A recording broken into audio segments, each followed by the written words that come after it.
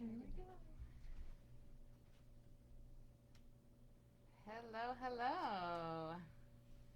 I am hoping that everyone can hear us. Oh, here we go.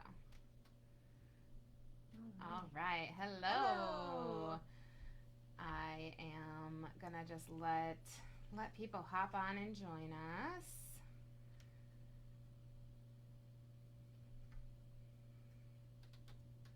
All right. Excellent.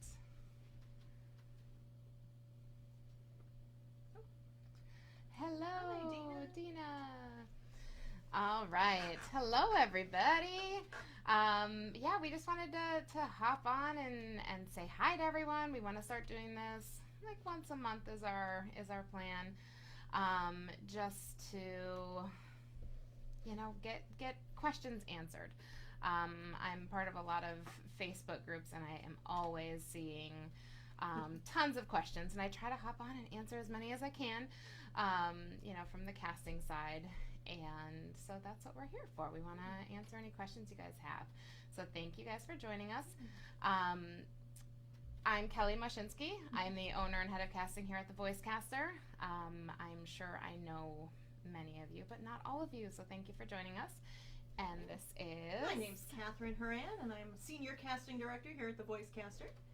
It's nice to see so many familiar names there in the comment section. Yeah. Glad you guys could join us today. Awesome. So yeah, we're just gonna hang out for a little bit, and answer any questions you guys have.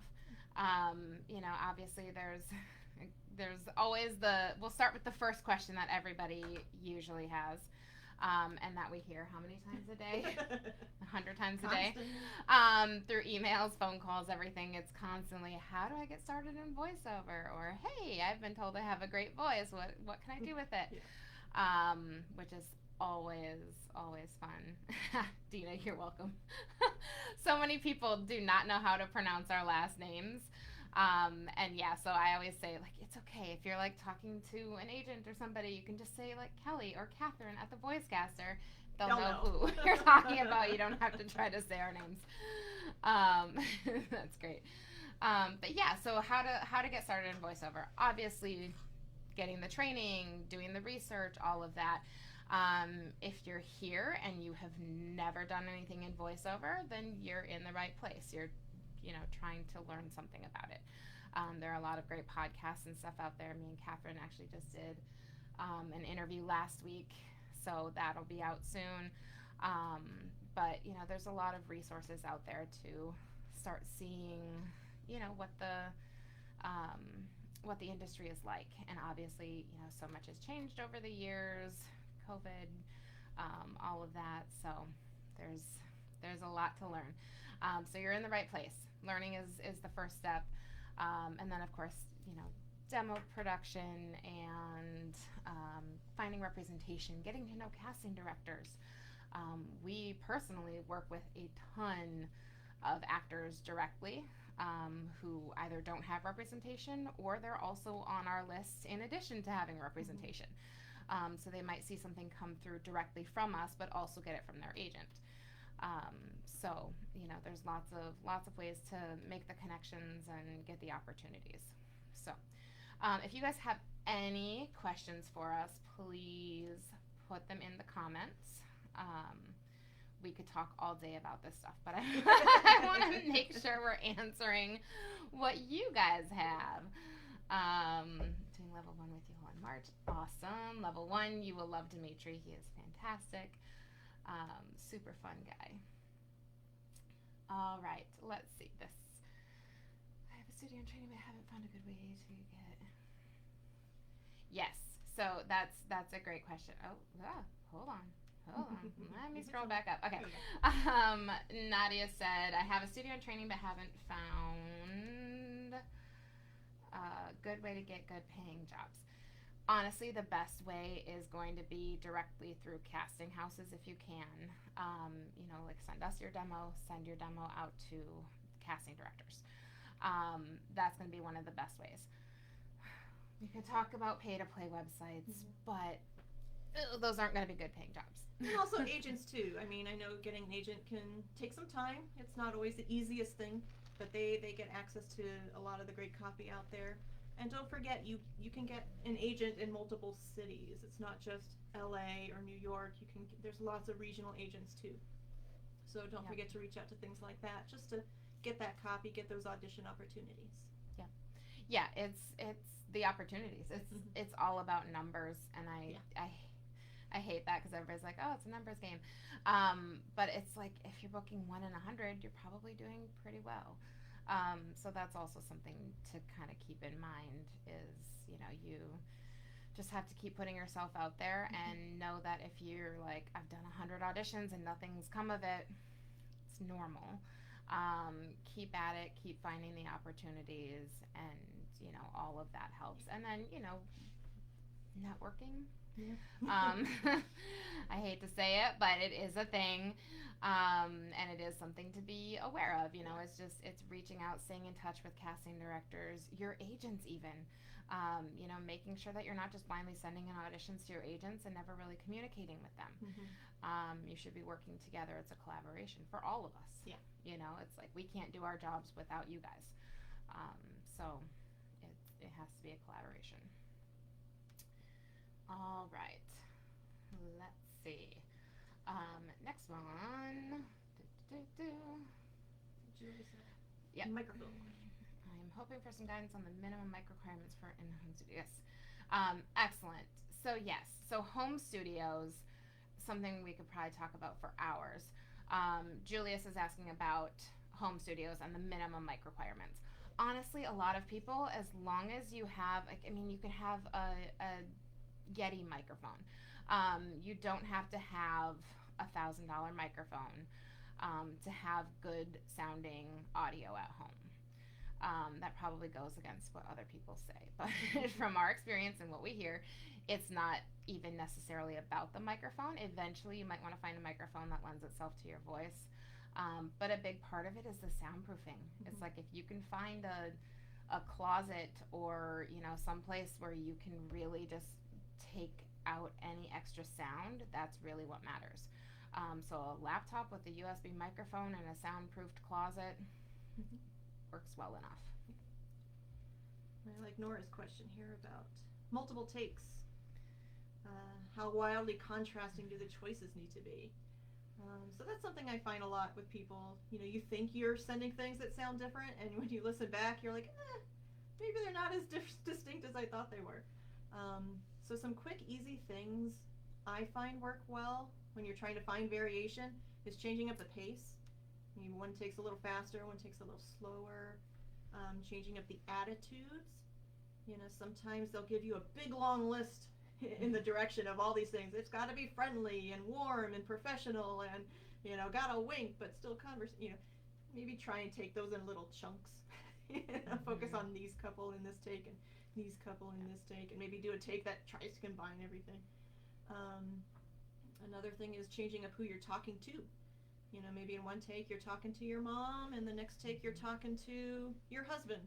Those should sound different. Just things like that, or changing up even the size of the people you're talking to. Maybe in one take it's just one-on-one, very conversational, and then another take you're talking to a group of people.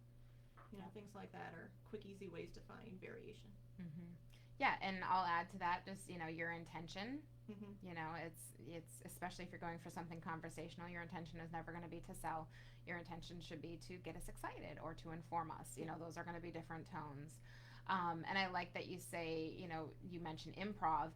Improv is what books the jobs. Now, a lot of times you'll get into the session, they'll strip all of that out. A lot of times you'll get into the session, the spot turns out completely different than your audition or what they said in the specs. It's like conversational, and then you hear the spot and you're like, wait, that's not conversational. My thing with conversational is that I think conversational technically means relatable. I think it just means they want an approachable, relatable voice. But improv is huge. It shows personality. It shows something different. When we are listening to hundreds of auditions, and I mean hundreds, like we Some projects we have 200. Some projects, we had a project last week that had 1,200 submissions. So please give us something different to hear, and that often comes in the form of improv. But don't rewrite the script. Yep. All right. I don't know what that's telling me there. Facebook is telling me to do something, but I don't know what it means. No, That's I fine. don't know if we can do that. No. All right. For a beginner, what should we focus on learning first? Great question.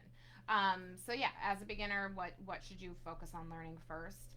Honestly, the ins and outs of the business, and as far as categories go, commercials. Commercial demos are what agents and casting houses are typically looking for first. That's where a lot of the work is. That's where a lot of the money is. And then from there, figuring out what you're interested in, whether it's animation, video games, narration, audiobooks, anything like that. Then that kind of will narrow it down a little bit, so you can figure out what you want to focus on. But sometimes just getting to know a little bit about the business and hearing people's perspectives on it. Again, going back to listening to some podcasts and things like that. There are some great ones out there that you can just at least kind of see a little bit of a snapshot of the industry before jumping in. Just some easy things you can just do at home is just listen to commercials. Don't fast forward through the commercials when you're watching TV or change the station on the radio. Listen to those and get kind of a feel for what they sound like, because there is kind of a cadence. There is a bit of a melody to it that people expect certain things to sound a certain way. So just kind of paying attention to that, and also noticing what different companies, what their kind of brand sounds like. For example, like McDonald's kind of has a sound. Jack in the Box has a different sound. They're both fast food, but they have a different feel to their spots. So just kind of paying attention to that kind of stuff. And then something else I recommend to people is reading out loud every day. Kind of get a jump on those cold reading skills.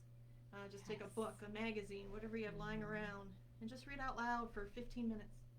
And obviously not the same thing every time, but just getting used to reading off the cuff, because that'll help you a lot. If people can do that, you're already heads and tails above half the people out there. Yeah, reading out loud is huge. That's why I tell everybody in my classes to make sure you're reading out loud every day. All right, and let's see, Dina. Most of my auditions are under NDAs. Yes, everything is under NDA. How can I get coaching on a spot without breaking the NDA? So that's a great question. So it's one of those things where I think most people in the industry, it's like you could give the NDA to, if you had to sign an NDA, you could give it to your coach. Pretty much everybody is willing to, have NDAs, or sign NDAs, I should say. It's pretty standard in the industry. We actually do audition recording as well, so we work with people on their auditions. And we see a lot of stuff that's under NDA, and it's just we know it's all under NDA. Most coaches do as well. But you could also, for added protection, if you wanted to, you could always, send them an NDA and say, hey, I need to have this signed. And pretty much everybody would be like, okay, cool. Totally fine. But most of the time, coaches and everything are all pretty much under NDA as well. We all know the industry is just kind of all non-disclosure. All right, and let's see. We got lost. I think we are. Okay, right there. I would love to send you my demo. Yes, please do send us your demo. You can send it to casting@voicecaster.com. That's casting@voicecaster.com. And we'll throw that in the comments as well in a minute here. And make sure any submissions you do send, make sure you've got your contact information, make sure your email that you want us to email you from is there, and your phone number. Make sure you list if you have a home studio, where you're located, and then also, because we do casting for everything, let us know if you want projects that are union, non-union, or both. Just so we've got all that information. All right, and let's see, what is the process like for the team at the Voicecaster once the auditions are in from the actors on your roster or agencies? Good question. So yeah, essentially our process is we have everybody upload to a Dropbox. Makes it nice and easy. We don't have to go through hundreds of emails like we used to do. So we download everything, and then from there, essentially we go through. Our first time through is like I'm literally just looking at labeling. If things are labeled incorrectly, I put it into a folder. So I basically have a yes, no, and maybe folder. Labeled incorrectly goes into my nose, especially when I'm dealing with 1,200 files. Keep in mind that as we're narrowing these things down, we are sending, for any voice that we're casting for, we're sending between 5 and 30 options to the client. So 1,200 down to 30. Give us a reason to delete your audition and we will. I feel horrible saying that, but it's not personal. Just follow directions. So labeling is a big part of it. Slating or not slating, depending on what we asked for, is obviously one of the first things that we hear. So if you did that incorrectly, it'll go in the no folder. Pay attention to those things. They seem minor, but again, it's things that are going to take extra time on our end to fix before we send it off. And then we start listening through. And honestly, we listen to like the first 3 to 5 seconds or so. And right from there, we can tell if the voice is right. You know, I mean, whether it's age, accent, you know, whatever it is, we can tell if the voice is right. And then usually that's when I sort into my yes, no, or maybe folders. Once the first pass is done, then I go into the yes folder, and then I have another yes and no folder. and we all do it a little bit differently. And then from there, you know, like on the 1,200 that I had last week, I ended up, I think I got it down pretty far to like 150, I think were in that folder. So then I listened to the beginnings of each take. So that kind of goes back to Nora's question. I want to hear that the takes are a little bit different right from the beginning, meaning those first 3 to 5 seconds of each take is a little bit different. Because I want to know that we're showing range. And if I don't hear the range in those first 3 to 5 seconds of each take, then again, it goes into my no folder and we narrow it down. Once I do that, then I go through and I listen to everything and narrow it down to the top 30. And usually by that point, I'm only cutting out like 20. I've already got it down to like 50. So kind of gives you an idea. And then we send it off to the client, and then the client makes the final decision.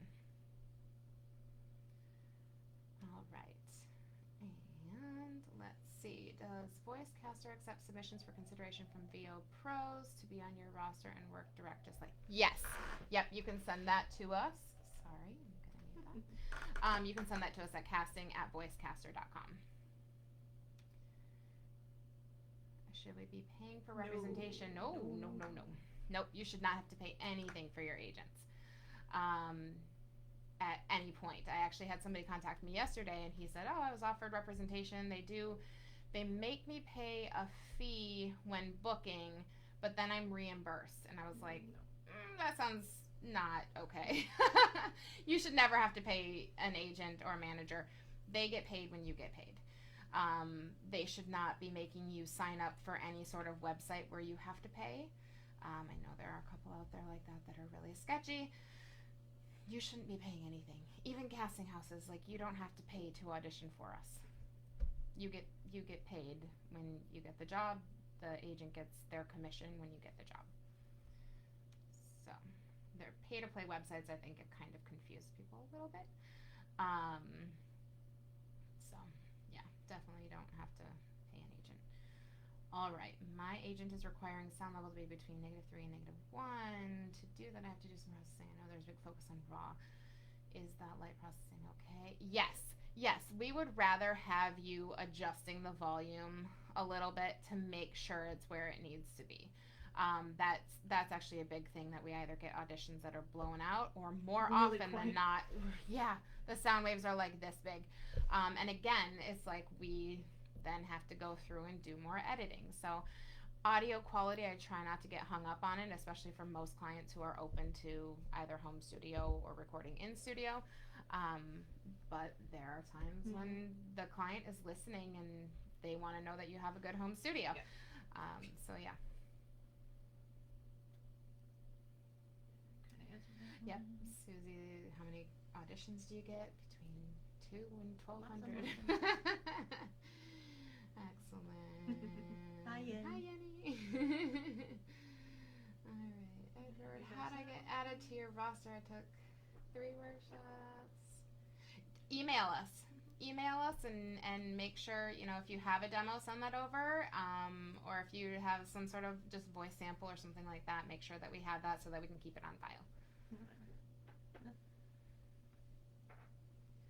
And then Stacy, thank you. Yeah, she said she did Voicecasters agent class, got an agent a month later. We actually have that coming up this weekend. Saturday. You can be right here online, not Facebook, but on Zoom, with me for 3.5 hours, where we'll go over marketing and finding an agent. We do have a couple of open seats still left in there. So if you're interested, feel free to email us. Thank you for that shout out, Stacy. Can the improv be a lead-in? Yes, you can absolutely use a lead-in. It's just making sure that it works with the copy. That's really the biggest thing with a lead-in, and also making sure it can be cut, because if they do want to put you to picture, or that kind of a thing, or use your audition to, present you to the client, they might want to cut your lead-in. So just make sure it can be cut. Kayla, hello, from the UP, Upper Peninsula. I'm from the Upper Peninsula of Michigan. I grew up in Christmas. It's so nice to see friends on here. All right, and Robert, are there voiceover specific agents? Yes. So there are agents in all different categories. Not every agency has a voiceover department. I do suggest you looking at voiceover agents specifically versus like, oh, my agent says they do voiceover, so they'll take me across the board. Yeah. You're not going to get as many opportunities that way. A great resource is the Voiceover Resource Guide, and it's literally voiceoverresourceguide.com. And in that, we'll have everything you need voiceover-wise. It has agents, it has casting houses, it's got demo producers, it's got classes, it's got SAG rates. Everything. So anything you need is in that, and they do have hard copies, but it's all online. Yeah, huge resource, and they keep expanding too. Yeah, like they've got New York and Chicago sections and everything now. So, yes. Do you have any specific VO podcasts that you recommend? Yes. It's so funny. It's like I know who does them, and I'm like, what are they called? So the one that me and Catherine were just on last week is called Speechless. And then Kif Vanden Heuvel does a great one as well. Crispin Freeman has one. I think it's called VO Mastery. I was on it many years ago. But those are some that I always hear good things about. Feel free to throw something in the chat if anybody who's watching. If there is a podcast that you're like, I love this one, feel free to throw it in the chat. VO Buzz Weekly is another one, that a lot of people really like, and they interview different people, so you get different perspectives, which I always think is cool. You get a perspective from the actors, from the casting directors, from agents, from engineers, anybody involved. It's always good to have a lot of different perspectives. I love using iSpot to research clients and listen. Yes, iSpot is amazing, Rebecca. Do you have recommendations for website creators? I do. Develop It Ben. I'll put the link to his website in there. He actually just recently redid Voicecaster's website, and he's been working with several people, a lot of different voice actors, on creating websites, updating websites, doing web content, if you need help with social media, that kind of thing. He's great with all of that. When you say send MP3 format, Mike. Email us an MP3 of your demo. Yep. Yeah, WAV files are just a little bit big, so it kind of blocks up inboxes. So, but we do prefer it to be attached to an email. I will say that, as opposed to a link. It's more steps if we have to go searching for it and trying to download it, because we do keep them on file. Like, we actually physically keep them on our computer so that we have them. Refer to them. Yeah. Sometimes last minute projects come in where the client is like, hey, just send me some demos. And we're like, okay, great. We don't even run it by you to see if you're interested in the project. It's just we'll reach out and be like, hey, client wants to book you based on your demo. So that is something that we definitely like to have on people, if you have one.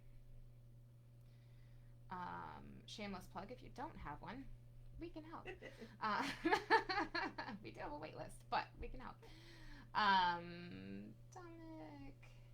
Hi, Kelly and Catherine. I just wanted to say that I can attest that I am one of your students that finally booked an audition after what felt like 100 VO auditions. Was happy to finally book something with you.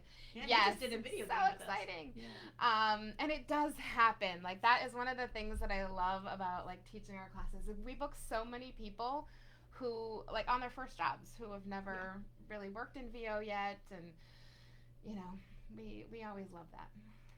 We love seeing it come full circle. All right. How do you want things labeled? It looks like. Where did it go? Okay, what is your criteria for how you want things labeled when auditioning? It is always, we put it in the email and on the script right under the specs. Usually, unless a client asks, ours are always using underscores and no spaces. Those are really the biggest things that people, do incorrectly, is underscores, no spaces. So just paying attention to that kind of thing. And if you ever have questions or if there's a discrepancy, I'm human. Catherine is human. Sometimes our email doesn't always match the PDF. Feel free to ask us if you're like which one do you want? Obviously, either one we're going to accept, because that's our mistake and it happens. Hey, Kelly, Catherine, great to see you. Great info so far. Do you have any big goals you're excited about at Voicecaster in 2024?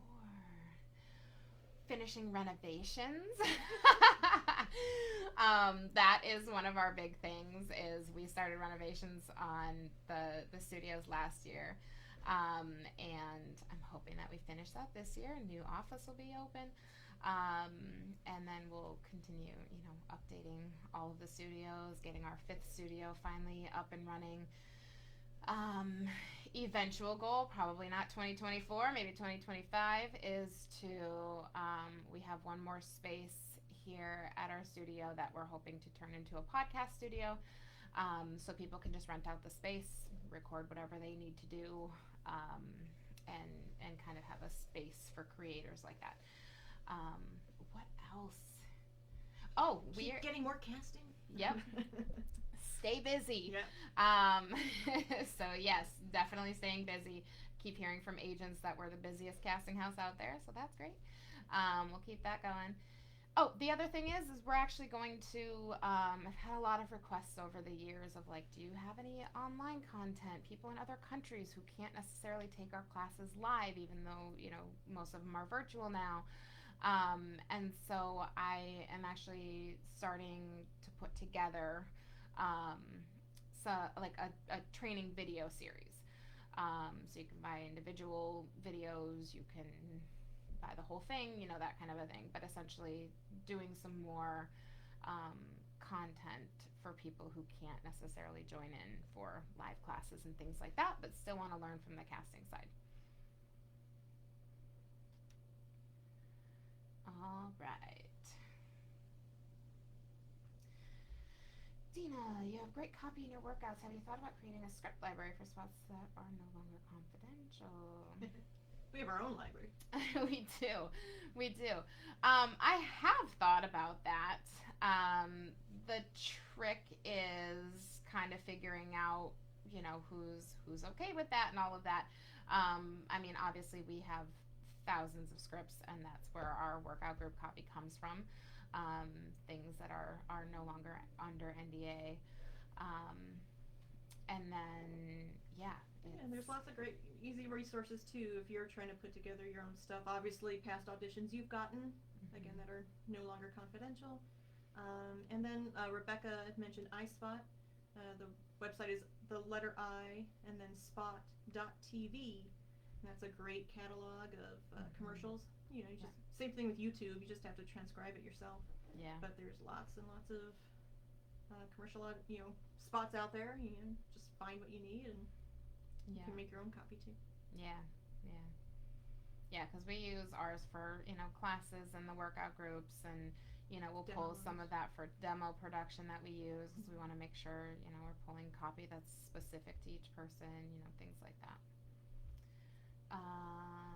The cost for the seminar this Saturday, what is it?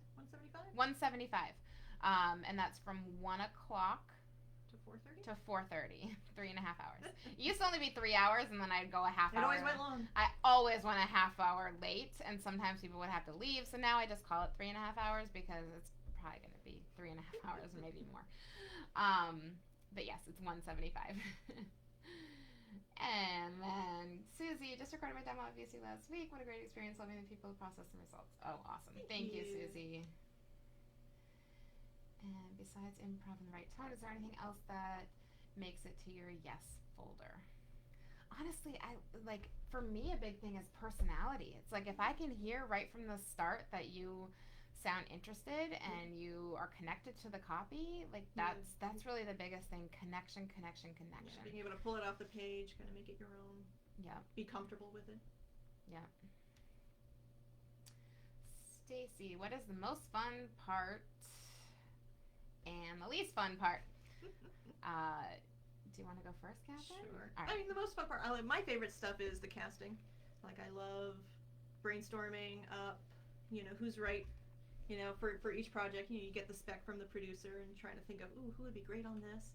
I love doing that stuff, and, figuring out, who to submit, all that good stuff. And then I love doing the recording sessions too. Whether it's a spot that we cast and we're doing the recording on, or sometimes actors rent out our studio for projects they've booked. And that's always fun. It's great to hear the spot kind of come alive and kind of being a part of that final process. Least favorite part, dealing with annoying people. People that any job. Exactly. There's people that you love working with and people that maybe not so much. For various reasons. Yep. Whether that's clients or Exactly. whoever. Yeah. I think for me, the best part of my job is that every day is something different. It's different projects, it's different people. It's like, even though ultimately we're kind of doing the same thing, right? It's the same sort of process for most things. I just like that it's always different projects, and we're looking for different voices, and we get to work with different people and meet different people, and I'm all about the collaboration, and I think that's always fun. And I love the creative side. I would say the least fun part is probably like paperwork. Counting people for money. Your bill is overdue. Running a business is the least fun part. No. It's honestly, it's like the paperwork. It's just kind of, it's like, really, do I have to do paperwork? I want to do the fun stuff. Yeah. So, yeah. Awesome. I see some podcast talk in there. Website recommendation. I'll put all of that in the chat in just a second here. Is that a class or a specific service? We need to request for help putting together a solid demo. Oh, the demo, we offer demo production. So we do produce commercial demos, animation, video game interactive demos, and narration demos, whether it's audiobook narration, industrial narration, whatever. Yeah, we're happy to send you all the info. Yeah, email us if you want that, and we can give you a list of prices and things like that. Yep, and we can do your demo from scratch. We can do it, put together from, spots that you've done previously, We usually recommend you do your demo from scratch just because it can sound weird. Sound quality is not the same when we're taking actual spots, and honestly, you can be a lot more specific in your reads if you're doing it from scratch as well to show more of your range. All right. Excellent. Can I submit Spanish and English? Yes, please. We do a lot of Spanish casting. We do. So yes, please send Spanish and English or any other language or accent that you have. You never know. We get weird stuff sometimes. Yep. All right. Space for creators. Where did that go? Sorry, trying to navigate. Very sensitive. There's got to be a better way to do that. Space for creators, please expand on this. Any chance you will be renting out space for VO actors on a weekly, monthly basis? Yes. That's the plan with this studio is setting up the studio so that there's a booth, so that there's kind of a podcast space.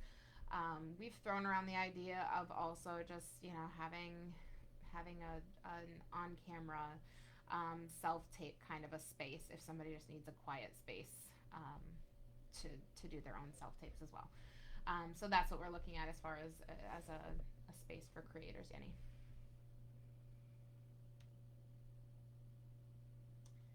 When recording, how can you avoid the mic picking up the mouth sound?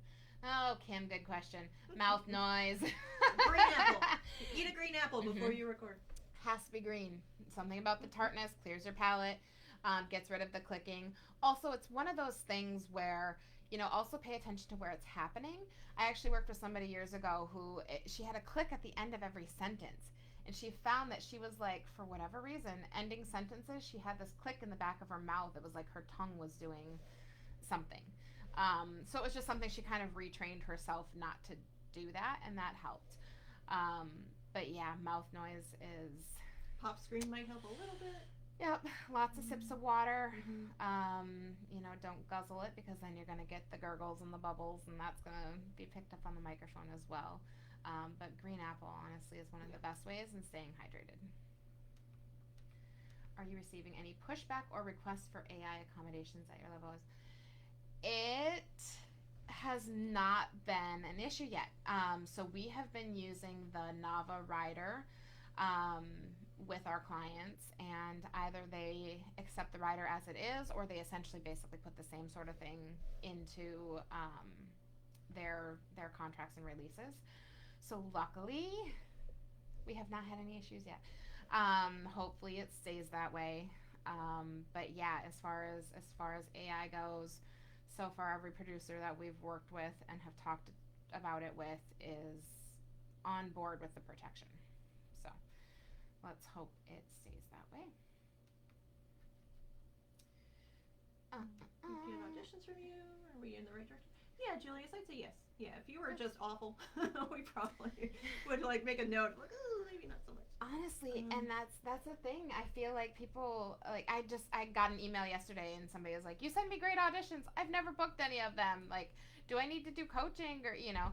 And it's like, if we keep sending you auditions, you're obviously doing something right. Yeah. We are selective in who we send it to. We're not sending it out to 1,200 people. No. So we're very selective. So if you're getting auditions from us directly, then you're doing something right, because we won't send them to you if we're not liking the work that you're sending in.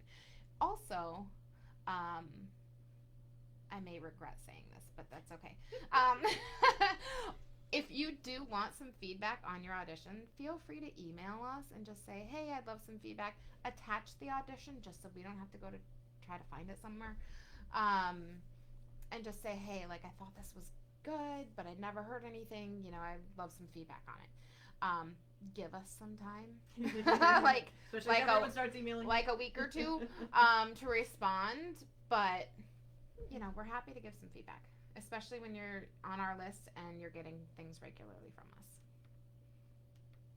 I can't do that to all 1,200 people. All right, Dominic, commercial voice demos. How often do you refresh?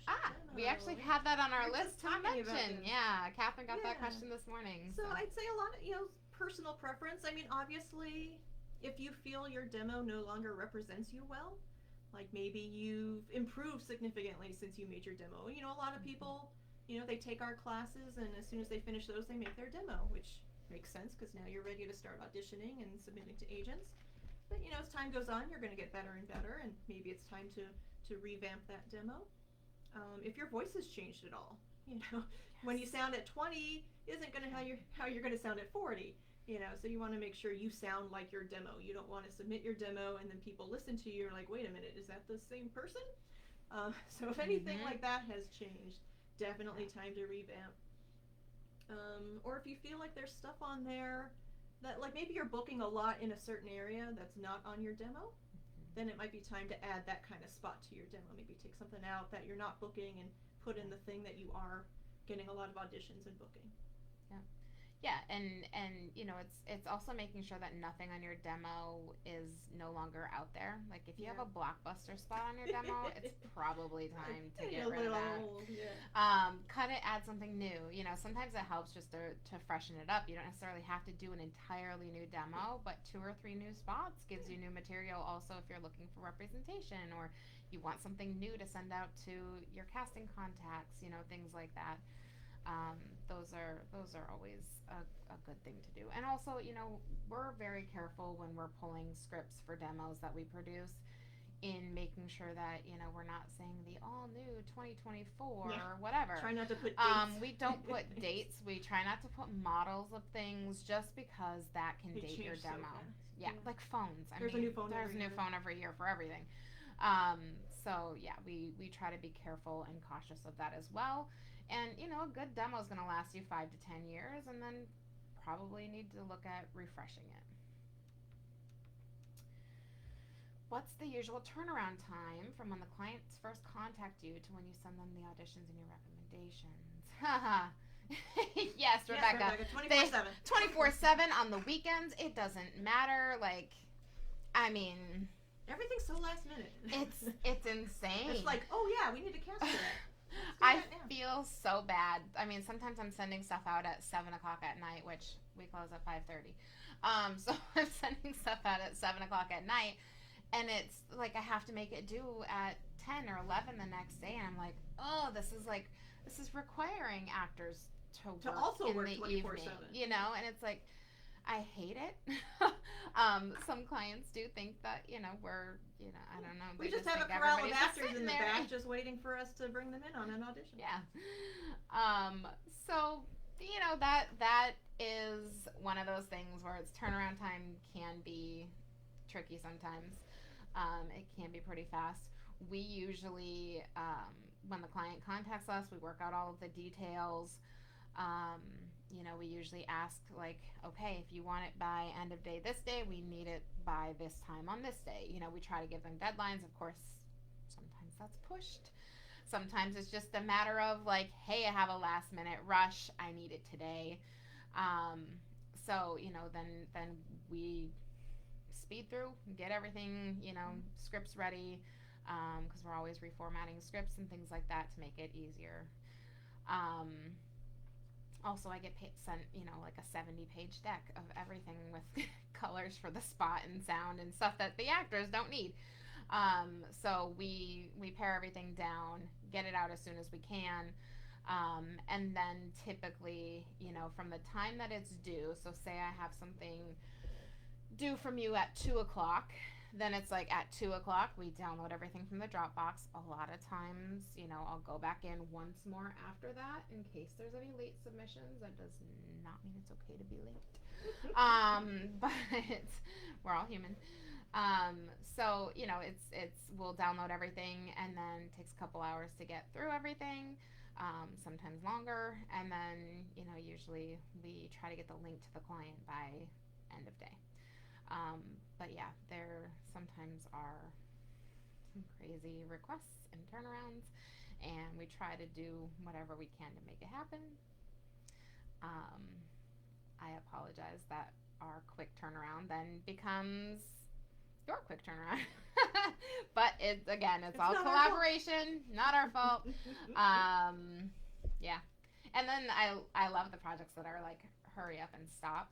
We had one that it wasn't a super fast turnaround, but it was still like we need it tomorrow. And I'm like, okay. And now they're like, okay, going through all the governmental red tape for this particular project and, all this stuff. They're like, we'll know early March. Like, okay, great.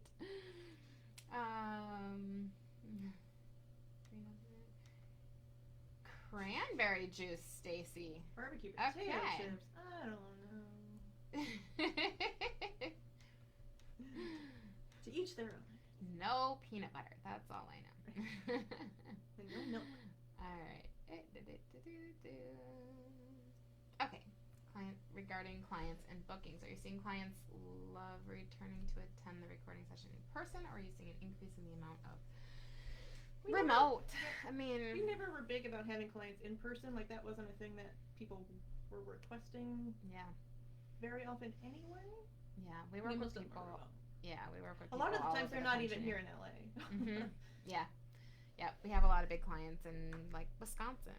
Yeah. Another big client in Florida. People who are never going to attend. We work with a lot of people out of Chicago. So, yeah, it's one of those things where it hasn't really been a thing. Once in a while we'll have a client in person, but not too often.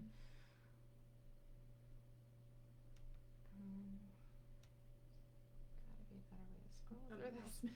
Sometimes, yeah, next time a mouse. Okay, sometimes meds dry out, so if you've been sick, yes. Yep, lozenges. Mouth click things are big time. It is. I haven't tried it, but I've heard barbecue chips too. Interesting. I feel like that would dry your mouth out. Yeah, I feel because like chips are salty. And I feel like any food that's eat like food right before you talk. I don't know. I'll have to research this. More research is needed. Somebody do a test, like record yourself and test it out and let us know. Are you getting clients for dubbing? We don't do a ton of dubbing. There are a lot of dubbing specific studios. So we don't do a ton of dubbing. We'll cast for whatever people hire us for. Yeah. We've done a lot of casting for dubbing, but it's not, it's not something that we do a ton of. We do lots of commercial, video games. 47 feedback. Do you? Oh boy. Let's see. Okay, there we go. Do you send your auditions to regional agents as well as yes? So it all depends on the project, and so sometimes we, client is like cast a wide net. Sometimes they're more specific about where they want talent to be located. We do have specific agents that we like working with, both in LA as well as regional. We have contacts in Mexico, we have contacts in Canada, England, we have contacts in various places around the world. So yes, we do pick and choose who we're sending to. So, it's one of those things where it's like most of our projects you probably aren't going to see coming through 3 or 4 of your agents. Now, when a client is like, cast a wide net, you might see the same audition come through multiple agents. But we usually try to pick and choose a little bit. If I sent to every agent out there, oh my gosh, could you imagine the submission? Well, there's just so dealing many with of them thousands. too. Like, yeah, there really are a lot of these. There are. It's crazy.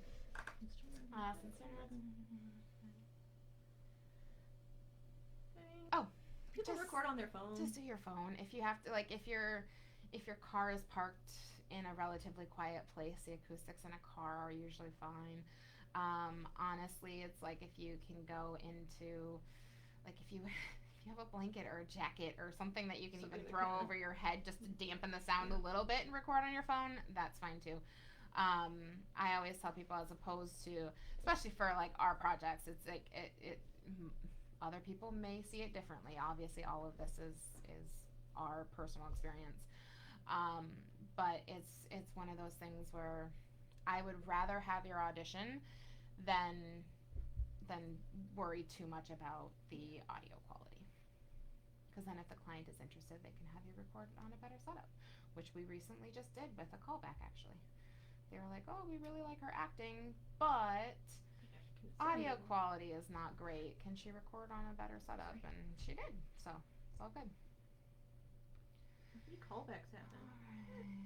Not too often. Yeah, they're not too often. Callbacks are not too prominent with commercials, especially. Yeah.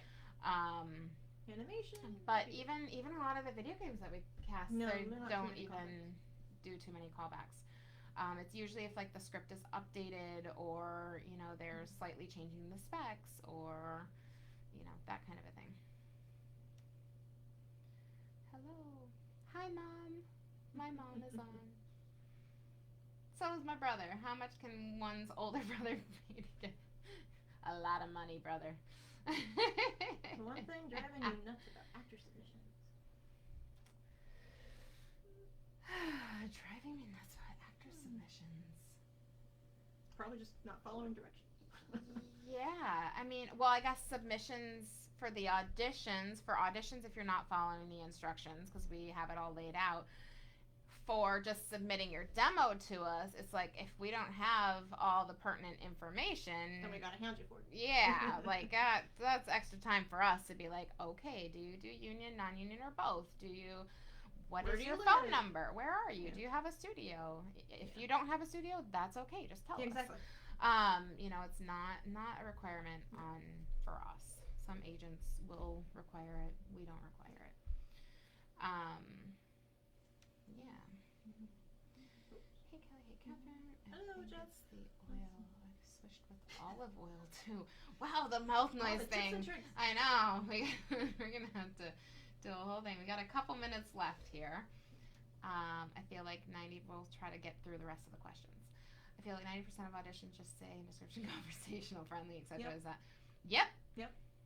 That's the client's request, Justin. Yep. Every client wants conversational. Even infomercials, we're seeing conversational. And then they're like, no, we need more sell. I'm like, oh, we need more sell. Yeah, we know. We know. We could have told you that. But Justin, glad you like the accents class. Mm-hmm. We actually have, maybe we'll pitch this real quick. Yeah. We've got a few classes coming up in February. One of them is our fairly new Art of Accents class, taught by the amazing Andrew Frankel. He's a working VO actor.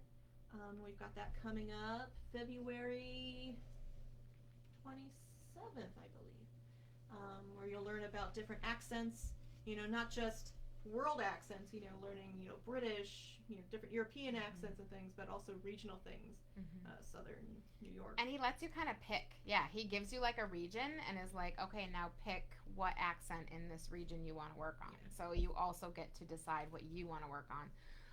And yeah, we've been getting amazing feedback from that class. And it's right here in this room. Yep.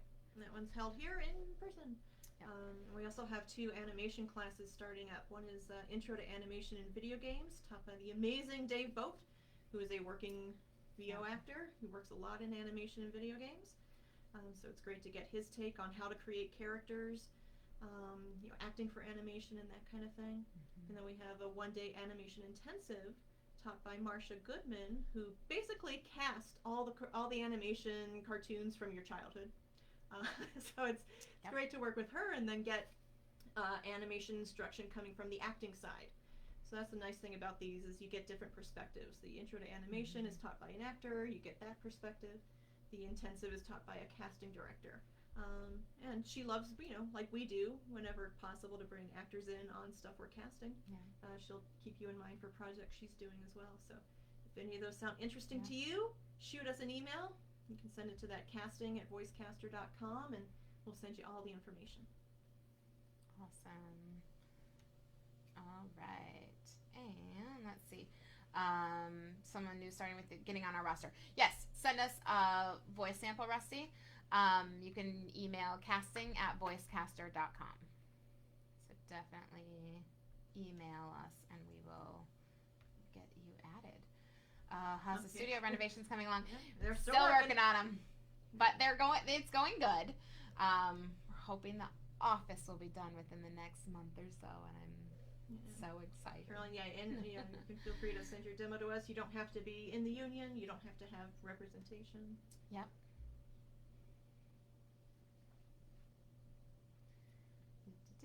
Let's see.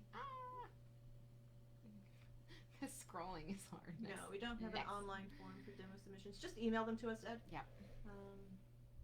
That casting@voicecaster.com. Send it there, and we'll make sure it gets where it needs to go. Yep. Olive oil is last resort. 0 out of 10. Don't recommend. Accents was amazing. Thanks for making yourselves available today. This was awesome. Oh, you're welcome. You're welcome. We're so happy that we got to do this. Like I said, we're gonna plan on doing this once a month or so. Maybe more if we feel so inclined, and if people are interested in it. Feel free to, give us any feedback as far as days or times that are good for you. We're going to try to switch it up, so it's not always going to be like Wednesdays at 11, in hopes to work with more people's schedules. So, yeah. Oh, wait, I see one more question. We'll answer one more question.